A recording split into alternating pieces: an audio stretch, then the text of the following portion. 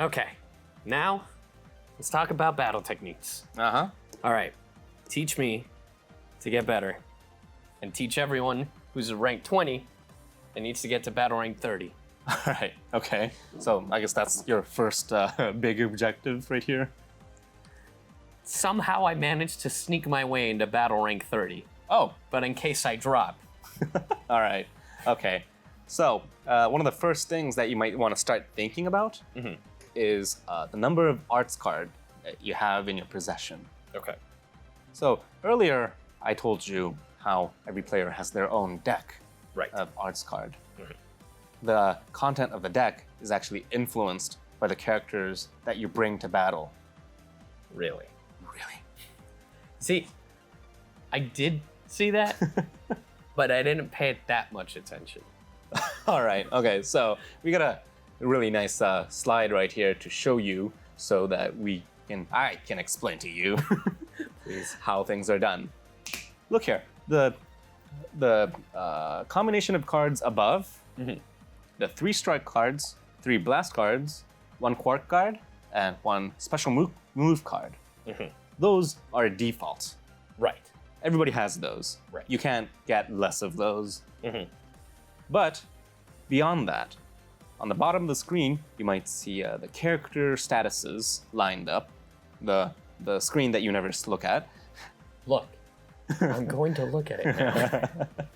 Each character has 2 cards that they are in possession of, and those 2 cards are added to the deck. And in combat, the cards are randomly drawn from your deck, and every time you use an arts card, it's sent back to the deck. Okay. Simply put, if you have a lot more strike arts card in your deck, you have a higher chance of pulling it, Right. and vice versa. Also, there are certain characters who have the special move arts card in their hand. Actually, the special move arts card is only held by a Hercules right now. Well, I definitely have to make a team of him. Actually, he's really unique right now in that sense too. You bring him out, you have 2 special move cards in your deck, so you have a higher chance of drawing that special move. And in fact, certain situations you might just have simply 2 in your hand. Oh. But unless you do that, there's only one card available in your deck. So this is where you start strategizing. Okay. Another thing about the arts card is characters have attributes tied to their arts card. So to put it simply, obviously, if you're Goku and you use a strike cards, it's blunt damage. Right. It's normal strike attack. It's his fist. Whereas Trunks has his sword, so it's slice damage. It's actually a different element of sorts. Oh, okay. There's no strong or weak relationship in that sense. There are certain special moves and such that boost specific attack types. Oh, okay. That's really good to know. Like the recently released Zamasu's special attack. When you hit the enemy with it, they receive more slice attack damage. Oh. So things like that starts coming into play here. Yeah. And also there's another special quirk, I would say, that certain characters have. Arts card have abnormal conditions that can be applied to the enemy when hit. Right. So, like Demon King Piccolo or Dabra, they have special cards that might apply poison or paralysis. So this is just the poison, bleed, and paralysis. Those are just simple examples of abnormal conditions that we have. The effects are fairly simple. Poison and bleed, Right. you take damage over time. You don't want to have that on your side. Right, because eventually it'll just accumulate and then you're going to go down faster. Yep. Also, another thing is bleed keeps on dealing damage to you even after you switch characters. So that's another annoying thing about it. So another character will continue to bleed. No, the original character. Oh, okay. Wow. The abnormal condition is tied to that character that Okay. receives it. And of course, everybody's favorite, paralysis. You randomly stop moving when you're paralyzed. Yeah, I've dealt with that a lot. It can definitely change the game when that happens. And certain special moves can cause it, or certain strike arts can cause it. Characters with specific effects like Chilled, the one that I don't have, might have paralysis tied to him and such. So you might want to maybe focus on certain characters with specific combination of arts card that you want to use. Like, let's say I like to use Bojack. Bojack really excels at Blast. So I want to make sure I have enough Blast arts card in my deck, so I deal the most amount of damage with them. Right, because you don't want to have him just use melee when he's more of a Blast arts oriented character. Exactly. As I said earlier, arts cards are basically a deck, and they're determined by the characters that you take into battle. So you got to make sure you put that into consideration. And also, let me show you some of the examples that I was talking about on my screen. So, another thing that you should definitely actually look at in the game. I'm going to be really annoying with this. No, you're fine. I have Majin Buu available right here. Let's look at the Arts tab. So you can actually see the Arts cards and what they do when Majin Buu activates it. Right. And right here, if you look carefully, next to the Strike Impact, which I said earlier is the type of attack damage that he will deal, you can see a 3x3 grid that shows what kind of attack it is. Oh, okay. So in terms of strike, the character will go dash in and attack the person in the middle row. In terms of blast, it shoots straight line. Right. Very simple. And most special attacks, like the Kamehameha, also looks just like this. Right. Except in Majin Buu's case, he has a special move. It's called the Flame Shower Breath, and he deals damage to 2 rows in front of him. I got you.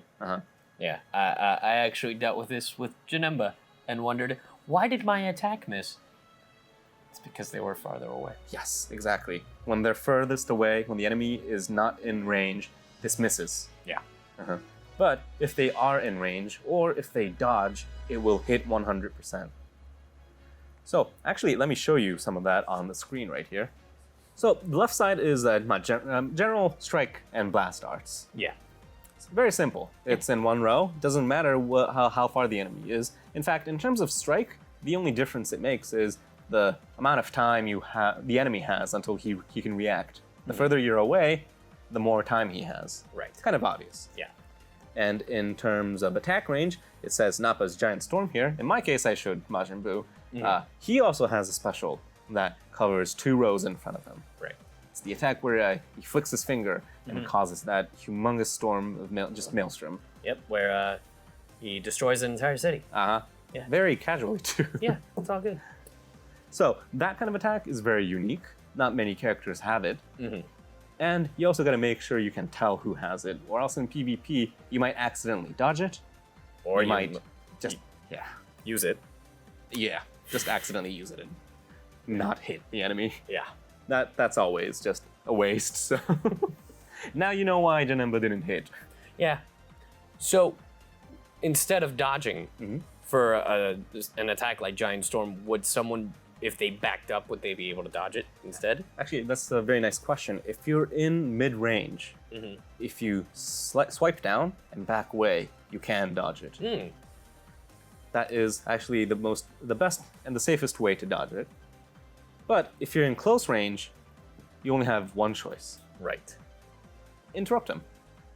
You actually, no, it's not just one choice as in you only get hit. Right. You can actually interrupt the enemy if you're in close range. The tap attacks that I told you earlier, those actually activate so quickly that they can interrupt special attacks if you are in enough range. Really? Yes. Wow, that's really good to know. So when you panic, don't swipe right or left against this guy. Especially for an attack like that. Yeah, definitely. Special attacks have different ranges. You gotta make sure you know what the range of the characters you're using are. And also you gotta make sure you know the character's arts card that they hold. Right. Of course, that is after you get a hang of how they play. So like I said earlier, 1 through 20, get a feel of who you like. Or what kind of party you feel comfortable playing as. So you know what your characters do.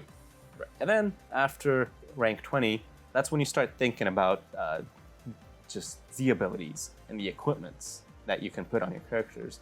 Try to aim for a high battle bonus ability and high battle power.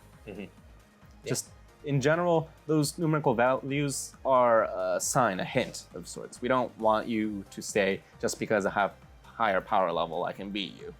Obviously, there's... That's totally how it works. Well, no, not necessarily. Not all the time. Right. It's a nice way to distinguish how powerful a team is. But And finally, the best way to get used to your characters is just take a look at these details. Yeah. Look at the arts card, what they do. Read. I wouldn't say read everything, but just look at the favorite characters that you own and just see what they can do. Not just the attacks, but maybe the range. Yeah. Maybe the special abnormal abilities. Look into the details for sure. Definitely. Well, that's a wrap for the third Dragon Ball Legends tips and tricks. It's a lot of good info about the equipment, about the abilities. So Yeah, we couldn't cover that much in our in-app tutorial. So we wanted to make sure everybody got an idea of what those numbers mean and what they can do to make it better. Yeah, for sure.